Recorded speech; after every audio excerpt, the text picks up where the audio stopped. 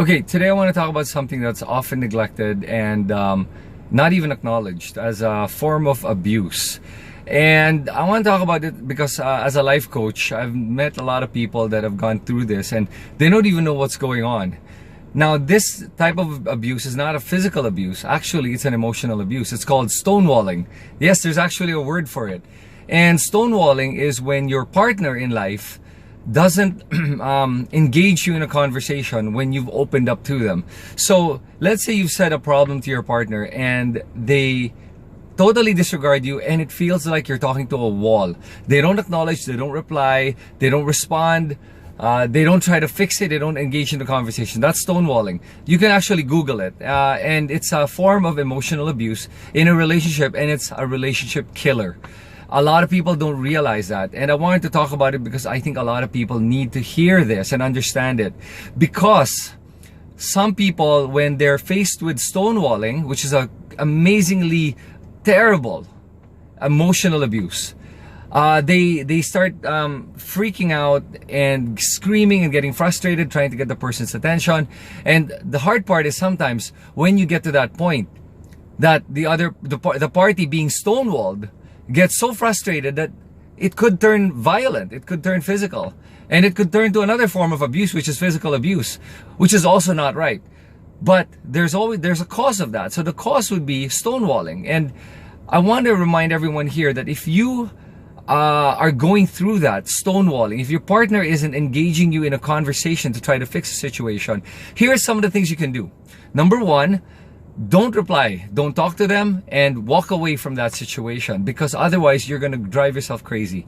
Number two, admit to yourself and learn to accept that it is not your fault. You have tried to approach the person and the person doesn't want to engage you. Number three, remember to still love yourself no matter what. And then honestly, the person doesn't engage you, don't try to come back like a puppy dog, trying to get their attention, trying to talk to them. If they don't want to talk to you, they don't want to talk to you. And by the way, just for everyone's benefit, when you talk about stonewalling, it's not like, oh, I'm not in the mood to talk right now, can I talk later about this because I'm upset? No. When you do that, that's fine, because you tell somebody, hey, I'm not in the right frame of mind, I'm really upset, can we talk later? That's not stonewalling, because you're trying to calm yourself before you have a conversation. Stonewalling is when you literally ignore the other party. You literally show the other party that they don't even exist, they don't matter. Stonewalling is contemptuous. There's so much contempt when somebody is stonewalled. And for the person being stonewalled, it is very hurtful. So I want to remind everyone, if you're doing the stonewalling, don't do it to your partner.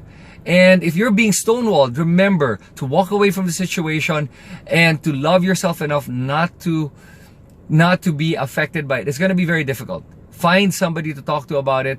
If your partner doesn't want to talk to you, find someone who can, kind of give you a sense of relief, sense of sanity.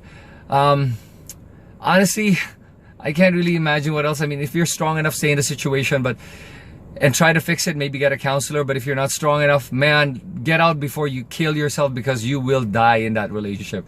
And that is a big relationship killer, stonewalling. And I'm doing this video so I hope that I can save some relationships and some people from getting emotionally abused, because emotional abuse is just as bad or even worse than physical abuse, because the scars stay forever.